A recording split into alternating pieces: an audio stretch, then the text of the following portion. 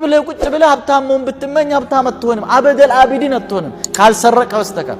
ሰርቀህ ደግሞ ውስጥህ ሰላም የሌለው ሀብት ነው። እንዴት አድርገህ ሰርቀህ ሀብታም ነኝ ብለህ ታስባለህ? አጭበርብረህ ሀብታም ልትሆን ትችል ይሆናል፣ ሾርት ከት በአጭር መንገድ በአቋራጭ። ሰላም ግን አታገኝም። ያ ሀብትህ በሽታ፣ ጨጓራ፣ ደም ግፊት፣ ደም ብዛት፣ ምን ማአት በሽታ ነው ይዞልህ የሚመጣው ማለት ነው። ሪል ሀብታም መሆን ከፈለግ ሪል እውነተኛ በሆነ ሐላል በሆነ መንገድ መልፋት ነው ያለን። ዓሊም መሆን የፈለግከው ቁጭ ብለህ ዓሊም መሆን አይቻልም። ዝም ብለህ ትርጉም በማንበብ ዳዕዋ በማዳመጥ ዓሊም አትሆንም።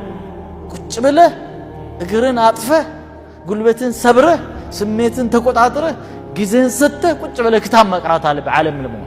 ምሁር መሆን አትችልም። ምሁር ለመሆን ስለተመኘ ደስ ስለምልህ ስለፈለገ ልኮን አይቻልም። ምንድን መማር አለብህ፣ ማንበብ አለብህ፣ በጣም ብዙ መማር። አላህ ለእያንዳንዱ ነገር ሰበብ አድርጓል ማለት ነው። ቀድ ጀዐለ አላሁ ሊኩሊ ሸይኢን ሰበባ። ነስርም በዛው ልክ ሰበብ ያስፈልገዋል ማለት ነው።